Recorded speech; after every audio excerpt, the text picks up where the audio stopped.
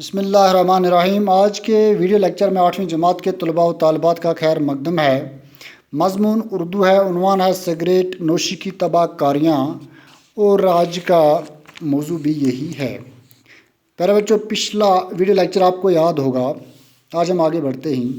Cigarette نوشی ایک نشہ کے سوا کچھ بھی نہیں ہے، یعنی سگریٹ نوشی جو ہم سگریٹ پی رہے ہیں یہ ایک نشہ ہے، اس کے سوا اس میں کوئی اور فائدہ نہیں ہے۔ دنیا کے تقریباً تمام مذاہب نے نشہ آور اشیاء کے استعمال سے منع کیا ہے۔ دنیا کے جتنے بھی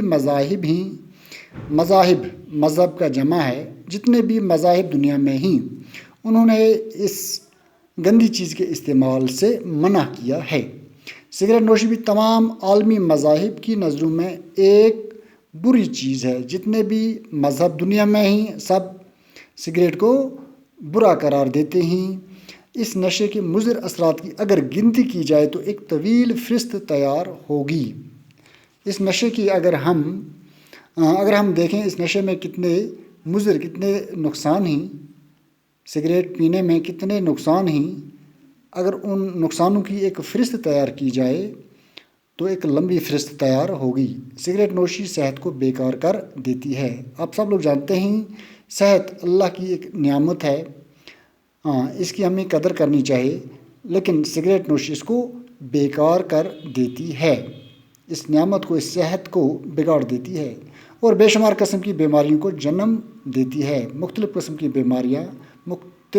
بیماریوں کے ہم شکار ہو جاتے ہیں اگر ہم سگریٹ نوشی کریں۔ کچھ اتباع نے اسے سانپ سے تشبیہ دی ہے۔ اتباع طبیب کا جمع، یعنی کچھ حکیم، کچھ ڈاکٹروں نے اسے سانپ جیسا قرار دیا ہے جو آدمی کے جسم سے لپٹا ہوا ہے۔ جس طرح سانپ آدمی کے جسم سے لپٹا ہوا ہوتا ہے، کسی بھی وقت ڈس کر آدمی کو ختم کر دیتا ہے، اسی طرح جو لوگ نشے کے عادی ہوں کسی بھی وقت یہ نشہ یہ سگریٹ نوشی انہیں ختم کر دے سکتی ہے۔ یہ ذہن کو بوجھل بنا کر انسان کی حرکات و سکنات پر بھی برا اثر ڈالتی ہے۔ نشہ آور چیزیں جو ہیں، سگریٹ نوشی جو ہے انسان کے ذہن کو باری کر دیتی ہے، یعنی سکون اس سے چھین لیتی ہے، اور انسان کی جو حرکات اور سکنات ہیں، ایکٹیویٹیز ہیں، ان پر برا اثر پڑتا ہے۔ اسی لیے بعض علماء نے حقہ کو مکروہ قرار دیا اور بعض نے حرام بھی۔ یہی وجہ ہے کہ سگریٹ نوشی کے مضر اثرات دیکھ کر بعض علماء نے اسے مکروہ، اور مکروہ کے معنی ہی ناپسندیدہ عمل، اور کچھ نے اسے حرام بھی قرار دیا ہے۔ پیارے بچوں، مجھے امید ہے آپ لوگوں نے اچھی طرح سے سمجھا ہوگا۔ کچھ لفظ اور معنی ہی یہاں پہ۔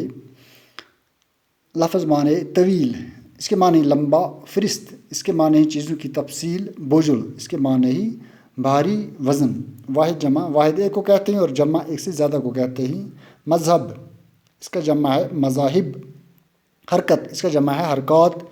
اثر، اور اس کا جمع ہے اثرات۔ آج کے لیے اتنا ہی۔